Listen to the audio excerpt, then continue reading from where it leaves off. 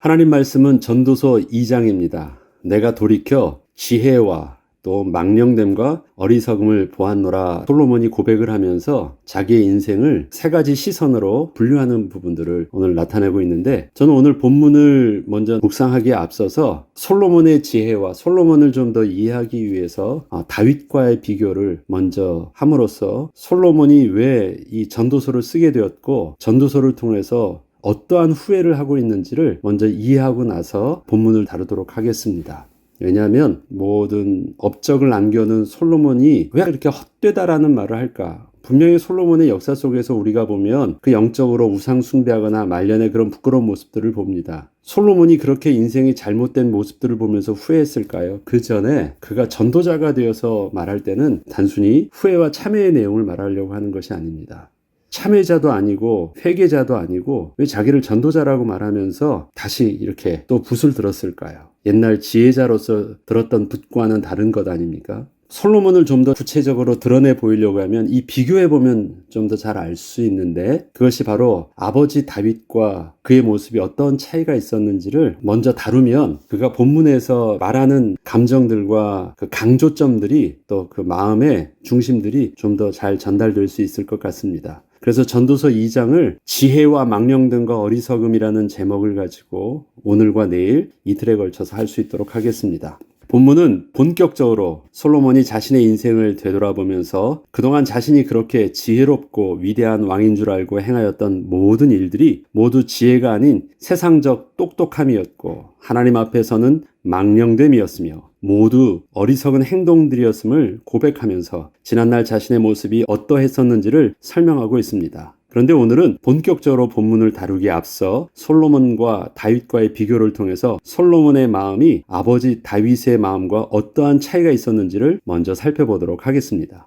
전도서 2장 12절에 보면 내가 돌이켜 지혜와 망령됨과 어리석음을 보았나니 왕 뒤에 오는 자는 무슨 일을 행할까? 이미 행한 지 오래전의 일일 뿐이니라. 내 뒤에 오는 자가 나보다 더 뛰어나게 무슨 일을 한다고 할지라도 결국 이 범주에서 벗어나지 못할 것이다 라는 것을 말하고 있는 것입니다. 솔로몬의 지혜는 분명 자타가 인정하는 지혜였습니다. 그는 남이 보지 못하는 세상의 이치를 깨달을 수 있었고 남이 생각지 못하는 것을 생각하고 또 능히 실행할 수 있었습니다. 그는 스스로 생각을 해봐도 하나님이 주신 지혜가 자신에게 있음을 그렇게 확신할 수 있었습니다. 그런데 그가 한 가지 착각하고 있던 것이 있었습니다.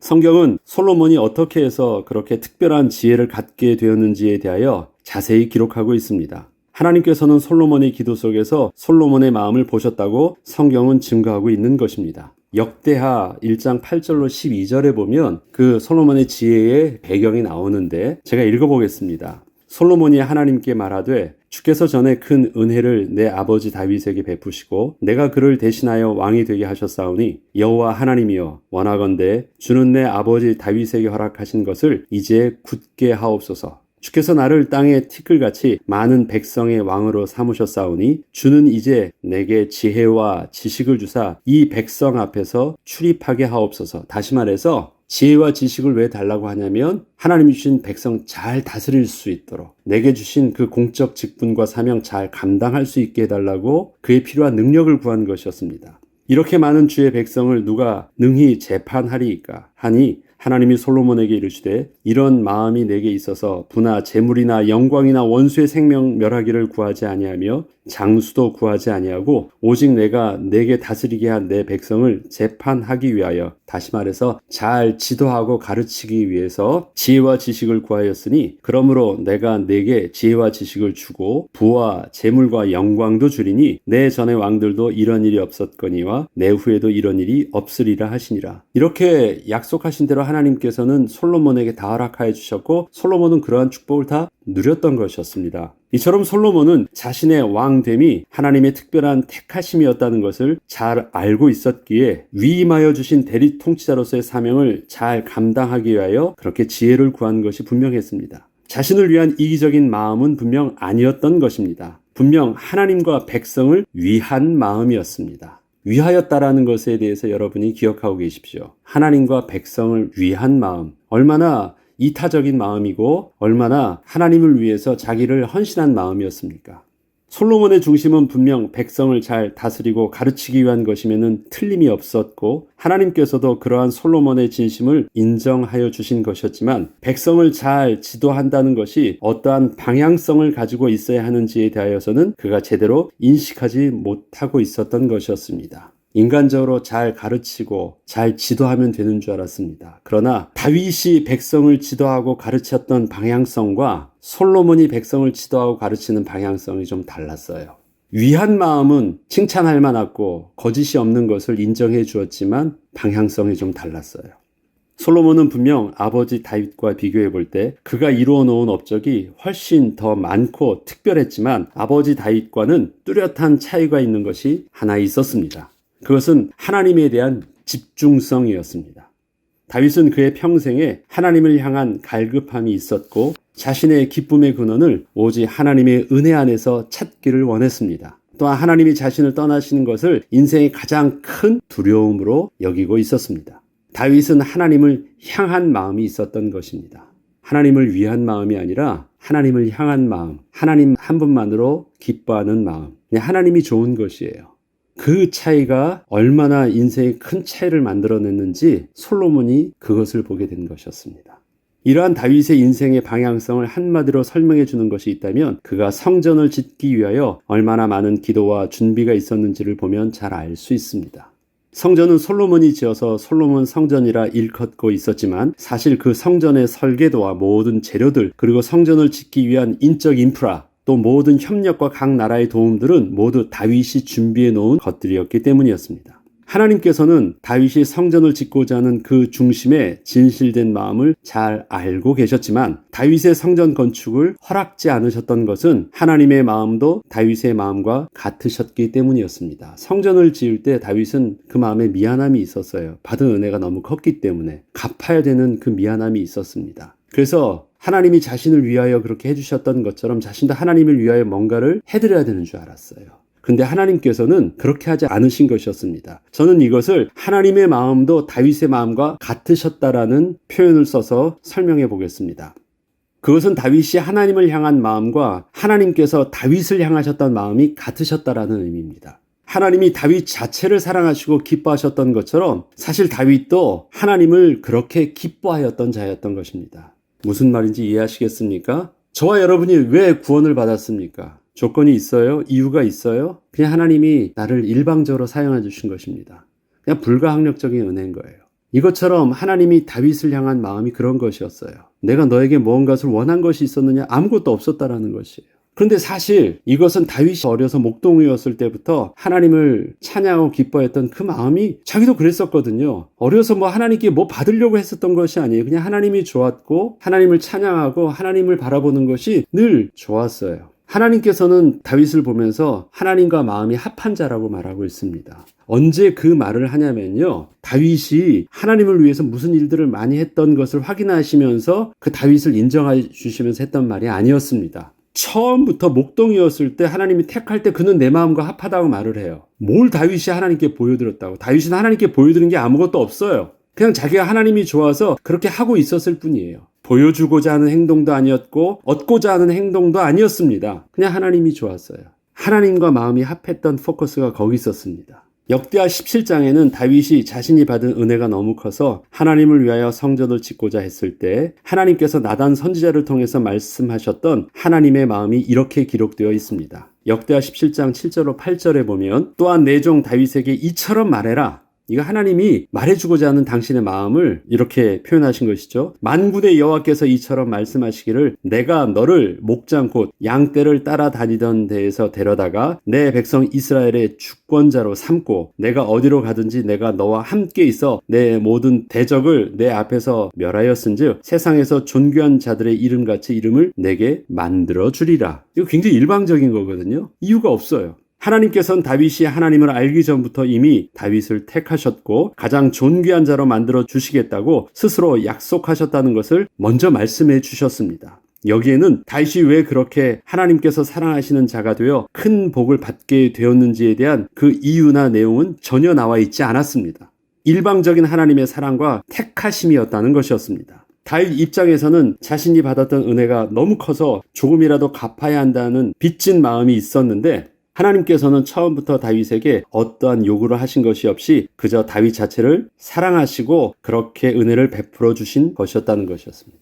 다윗은 나단 선지자를 통하여 이러한 하나님의 마음을 듣게 되었을 때 하나님의 베푸신 은혜와 사랑을 어렵지 않게 이해할 수 있었습니다. 그것은 사실 다윗도 어려서부터 하나님을 찬양하고 기뻐했던 것이 무언가 하나님께 복을 받기 위해서 하고 있었던 것이 아니라 그냥 하나님이 너무 좋아서 스스로 했었던 자신의 모습을 그렇게 기억하고 있었기 때문이었습니다. 이 때문에 다윗은 그 이후에 더 이상 하나님을 향한 미안하고 죄송스러운 마음은 갖지 않게 되었고 더더욱 하나님을 향한 기쁨과 사랑으로 하나님 자신에게 그저 집중할 수 있게 되었던 것이었습니다. 왜 하나님의 말씀을 그렇게 쉽게 받아들일 수 있었을까요? 그 다음 절에 보면 완전히 태도가 변하고 기도가 변하여 하나님을 향하여 자기의 모든 미안했던 마음을 내려놓는 다윗의 마음이 나오거든요. 왜 그럴 수 있었을까요?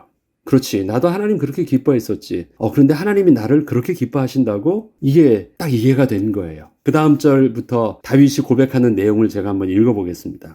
다윗 왕이 여호와 앞에 들어가 앉아서 이르되 여호와 하나님이여 나는 누구오며 내 집은 무엇이기에 나에게 이에 이르게 하셨나이까. 하나님이여 주께서 이것을 오히려 작게 여기시고 오히려 작게 여기신다는 말은 뭐예요? 당신이 그렇게 크게 베풀어 주셨던 것을 아무것도 아닌 것으로 여기셨다는 거예요. 그게 오히려 작게 여기시고 베푸신 은혜를 기억지 않으신다는 것이에요.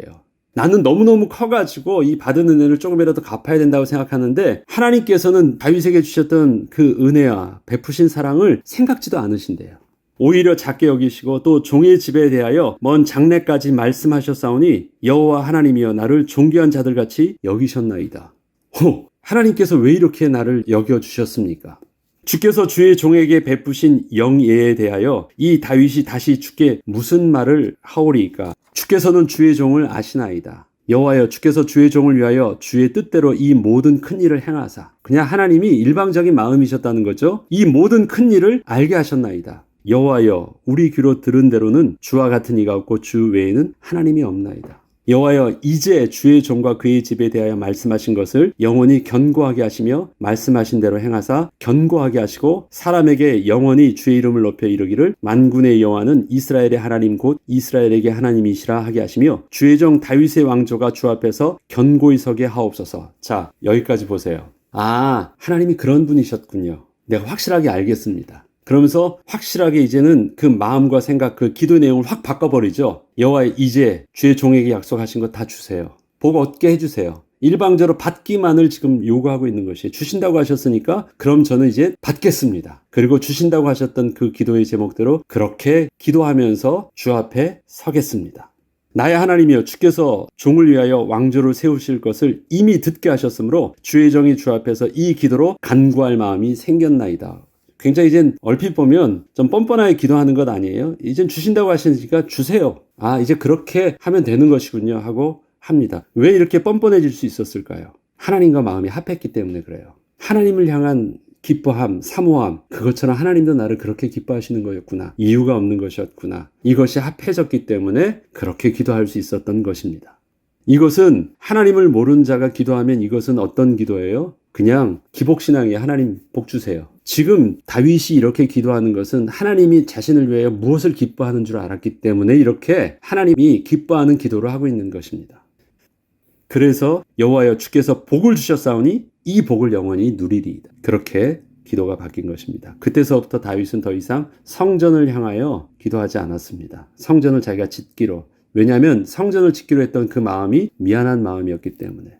그래서 하나님이 자기를 기뻐하는 모습으로 자기가 평생 그렇게 서기를 원했던 것이고 하나님의 뜻대로 자기 후대 아들을 통해서 주신다고 하셨으니까 그것은 내려놓은 것입니다. 이처럼 다윗은 자신을 향한 하나님의 일방적 사랑을 깨닫게 되었을 때부터 자신도 더 이상 하나님을 위해 그 어떤 것을 해야만 하는 것이 아니라 오직 하나님 한 분만으로 만족하는 기쁨에 집중할 수 있게 되었던 것이었습니다.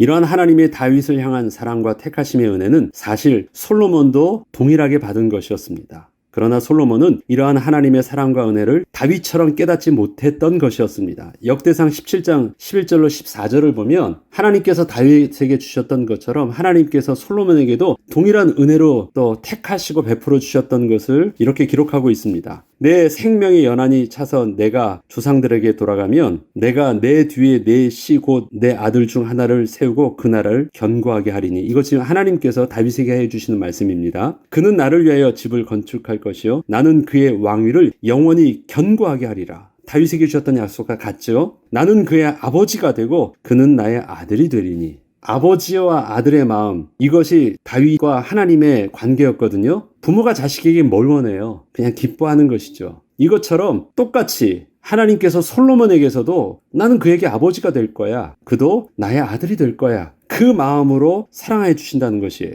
나의 인자를 그에게서 빼앗지 아니하기를 내가 내 전에 있던 자에게서 빼앗음과 같이 아니할 것이며 내가 영원히 그를 내 집과 내 나라에 세우리니 그의 왕위가 영원히 견고하리라 하셨다 하라. 이렇다면 솔로몬이 다윗과 같은 반응을 했다면 어떻게 해야 되겠어요? 그것 때문에 솔로몬에게 하나님께서 지혜와 모든 부를 다 주신 것인 줄 알았다면 위한 삶을 사는 것이 아니라 하나님을 향한 삶 살았어야 됐어요. 그런데 솔로몬은 어떻게 했습니까? 그저 하나님을 위한 삶으로 열심을 다해서 희생과 봉사하려고 했어요.